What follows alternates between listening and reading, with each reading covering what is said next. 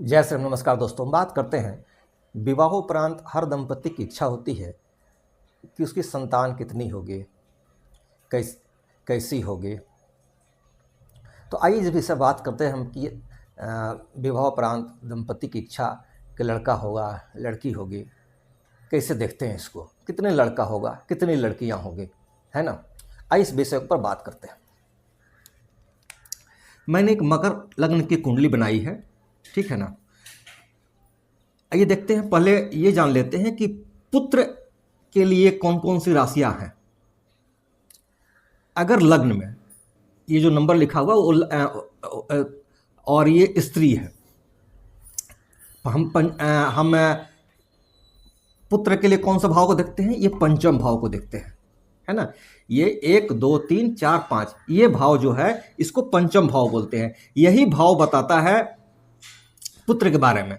अगर यहाँ पे पंचम भाव में, ठीक है ना, पंचम भाव में अगर 1 number 3 number 5 number 7 number 9 number और 11 नंबर यानी ऑड नंबर लिखा रहा, विषम संख्या लिखी हुई मिले आपको, तो समझ लीजिएगा कि पुत्र का होने का चांस है।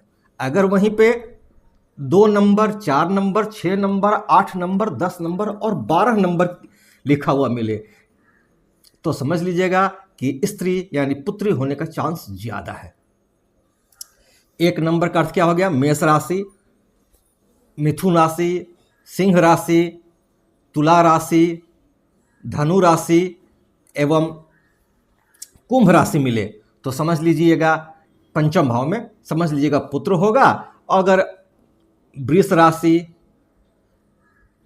कर्क राशि, कन्या राशि, वृश्चिक राशि, मकर राशि एवं मीन राशि लिखा हुआ मिले यहाँ पे आपके पंचम भाव में तो समझ लीजिएगा कन्या होगी। अब आते हैं दूसरा चीज, बृहस्पति के लिए, पुरुष के लिए।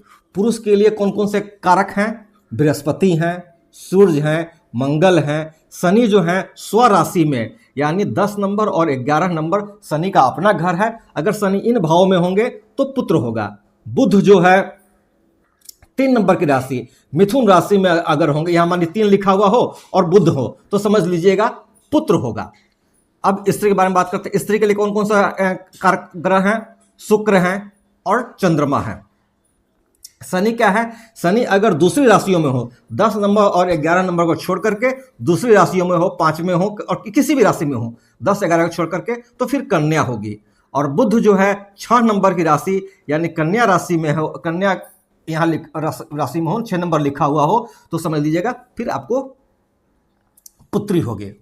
ये कॉन्सेप्ट क्लियर हो गया कि कौन कौन से राशि है और कौन कौन से ग्रह जो है ये पुत्र और पुत्री के कारक हो जाते हैं। अब हम बात करते हैं पंचम भाव से, जहां से हम संतान को देखते हैं।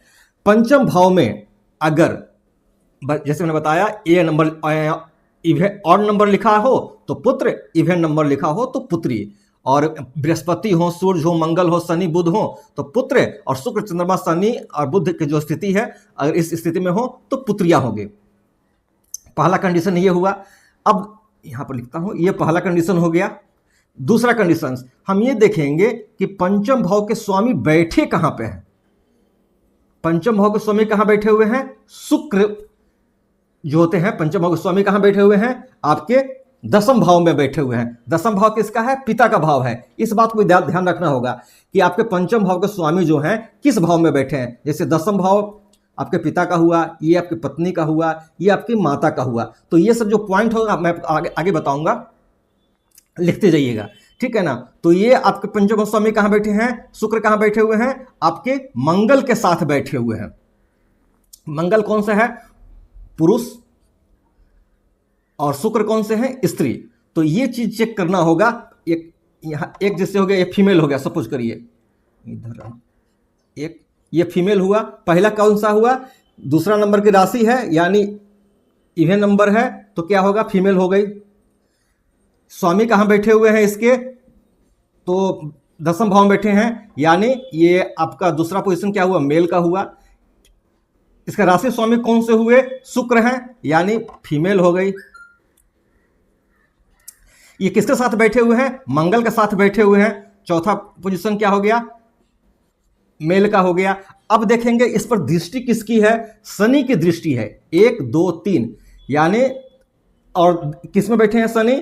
आपके स्वराशि में नहीं बैठे हुए हैं। 10 और 11 नंबर स्वराशि है, नहीं बैठे, 5 नंबर राशि है, यानी ये फीमेल को शो करता है। यानी पांचवा पोजीशन क्या है? फीमेल का हो गया।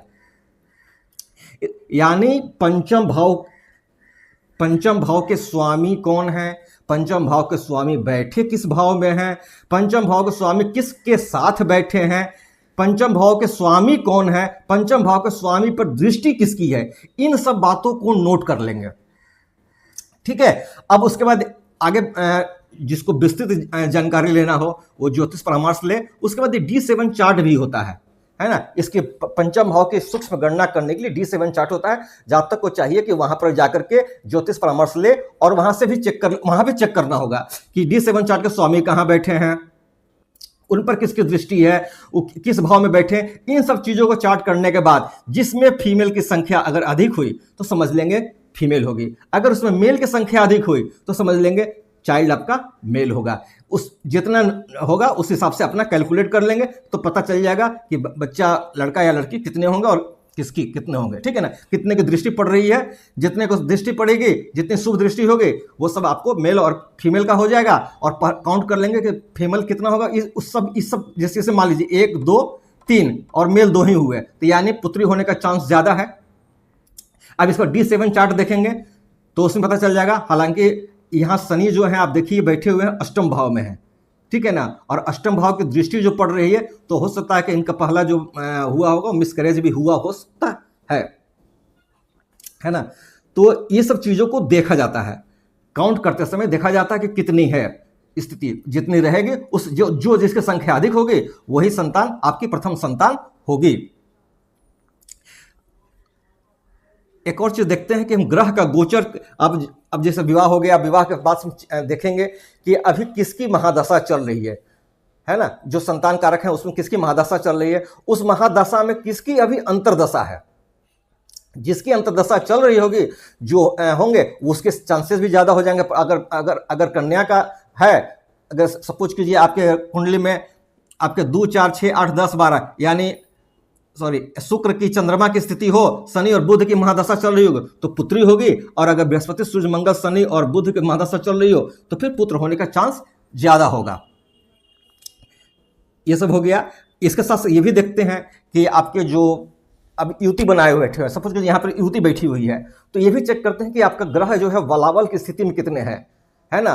उनका कितने डिग्री पर है, कितने डिग्री का अंतर है, इन सब चीजों को भी चेक किया जाता है।